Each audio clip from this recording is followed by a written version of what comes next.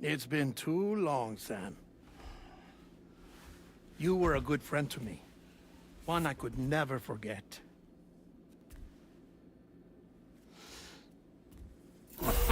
Which is why I took steps to ensure that this message would only play upon your arrival.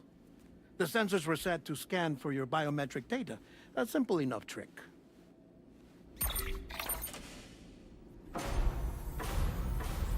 Now, this was originally a geophysics laboratory established for the study of earthquakes.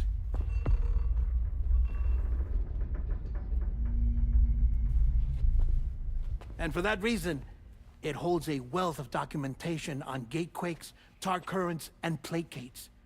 As well, I discovered, as research data on the other side. Now, what I'm about to tell you, I learned after I came to this place.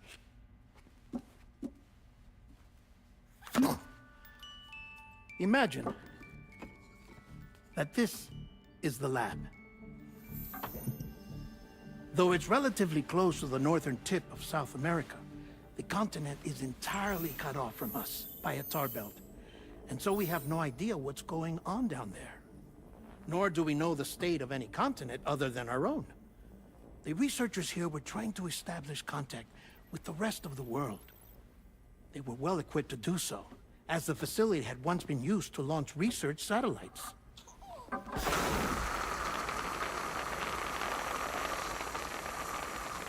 So they tried launching a variety of probes and drones in the hope of obtaining observational data, with no success. The Earth, you see, is shrouded in a thick layer of chiralium that renders electronics inoperable at altitude. So they tried sending ships across the ocean. Oh, yes. Oh, but that failed too. The high concentration of chiralium in open water proved too corrosive, invariably causing them to sink. But then the researchers found some rather rare birds on their doorsteps. Birds not native to the region. Nice birdie, nice birdie. And that, my friend, was just the beginning. Not far from the lab, they discovered a strange anomaly. Well, the surrounding area was heavily contaminated with chiralium. Yes. This is beautiful. The researchers would later dub the anomaly a plate gate. But further investigation revealed that it came into existence when you began to expand the chiral network across North America, and that the gate grew larger in tandem with the network itself.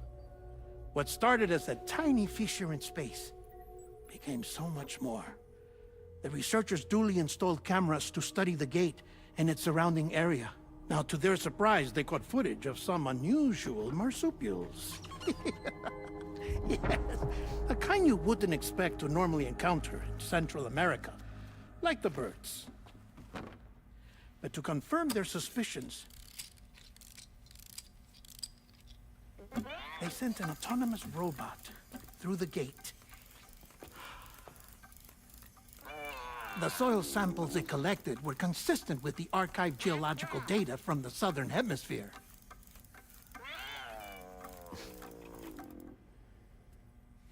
Not long after, several men and women came through the gate. They spoke English, and they confirmed that they had indeed come from faraway Australia. We finally knew the world outside North and Central America had survived. Ours was not the last bastion of humanity, but Australia had suffered the Death Stranding too. Undeterred, the researchers began working closely with Bridges and conducted a series of tests, paving the way for an expedition to Australia that would lay the groundwork for chiral network expansion. After they had first installed surveillance equipment, that is, so that the gate could be monitored from the Mexican side, a necessity to this day as Australia is not yet connected to the chiral network. The UCA may not have dreams of conquest and control, but they aren't about to let just anyone use the gate. Indeed, that's one of the reasons they were so determined to connect Australia to the network in the first place. Well, I suppose that's all I have to say about the Plate Gate. There's something else that I need to tell you, though. Something far more important. Mind if I pause it here? I have to go take a shower. Gate quake detected. Sam, a gigantic BT just showed up outside. We're prepping weapons for